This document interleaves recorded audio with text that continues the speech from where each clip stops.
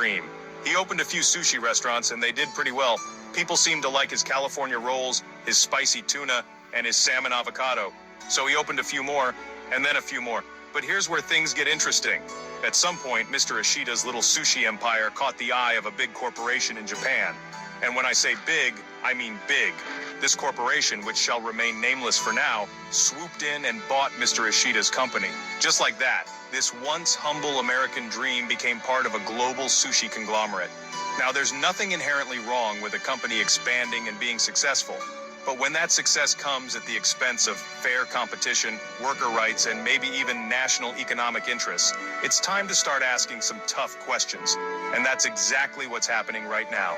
People are starting to wonder if this sushi giant has grown too big, too fast, and if it's playing by the rules. Now let's talk about the people who are really feeling the squeeze, the franchisees. These are the folks who own and operate individual sushi restaurants under the company's various brand names. Many of them are immigrants themselves, drawn to the American dream of owning their own business. But according to some reports, that dream has turned into a bit of a nightmare. You see, franchisees often have to operate under very strict contracts.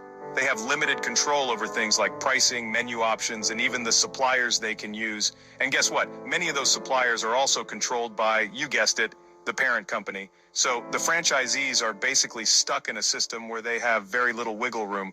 This lack of autonomy wouldn't be so bad if the profits were rolling in. But remember that 75% of revenue that gets sent back to Japan? Well, that leaves the franchisees with a relatively small slice of the pie to cover all their operating costs, rent, utilities, labor, ingredients, you name it. And let's not forget about the franchise fees they have to pay to the parent company. It's a tough business and some franchisees are struggling to stay afloat. And if that wasn't enough, there have been increasing complaints about the quality of the sushi itself. Customers have reported finding everything from substandard fish to poorly prepared rolls. This isn't exactly a recipe for success in the competitive world of sushi restaurants. So, not only are the franchisees feeling the financial pinch, but they're also dealing with unhappy customers. It's a raw deal, to say the least. Section 4, Economic Retaliation. The debate rages on. Now, let's address the elephant in the room, the accusations of economic retaliation. Some critics argue that this sushi company's practices, particularly its reliance on foreign labor and its massive profit repatriation, are a deliberate attempt to undermine the United States economy. They point to the fact that the company sources 95% of its materials from China and other parts of Asia, bypassing American suppliers. They also highlight the fact that 90% of the company's workforce are non-U.S. citizens, many of whom are paid low wages. Now, it's important to note that there's no concrete evidence to support these claims of economic retaliation. The company has denied any wrongdoing, stating that its practices are simply a reflection of its global supply chain and its commitment to providing affordable sushi to its customers. However, the optics of the situation are certainly raising eyebrows. The fact that a company generating billions of dollars in revenue from American consumers is sending most of those profits back to Japan, while simultaneously relying heavily on foreign labor and suppliers, is bound to raise questions about its commitment to the U.S. market. It's a complex issue with no easy answers, but it's one that deserves further scrutiny. Section 5, the call for justice, investigations, and implications. So, what's next for this sushi saga? Well, the calls for a federal investigation are growing louder by the day.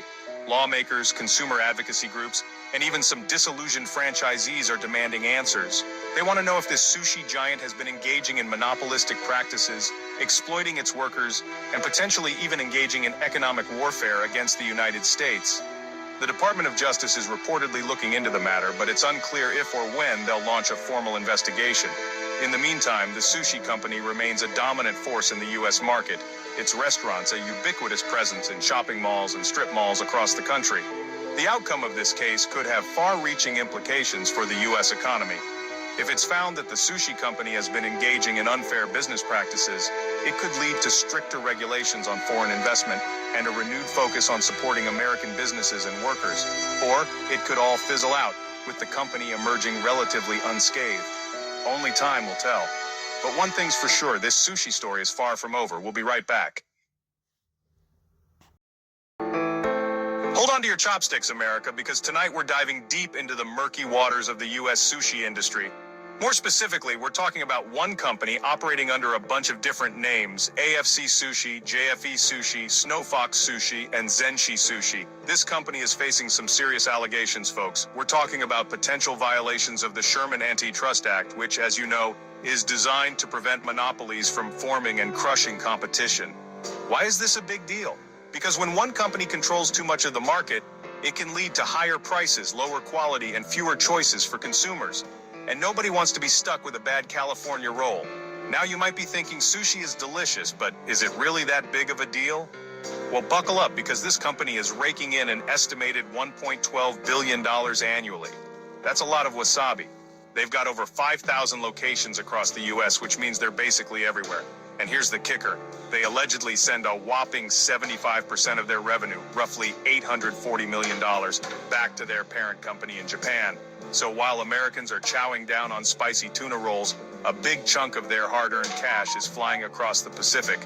This has led some folks to cry foul, claiming that this company is exploiting the U.S. market and its workers. They argue that the low wages paid to mostly immigrant workers, combined with the massive profit repatriation, amounts to a form of economic retaliation. Now, we're not saying that's definitely the case, but it's certainly raising eyebrows.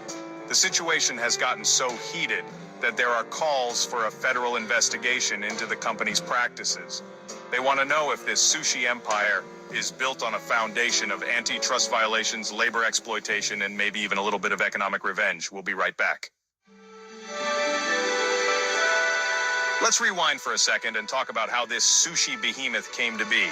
It all started with a guy named Mr. Ishida, a Japanese-American entrepreneur based in California. He started small, just like any other dreamer with a loan and a dream. He opened a few sushi restaurants and they did pretty well. People seemed to like his California rolls, his spicy tuna, and his salmon avocado. So he opened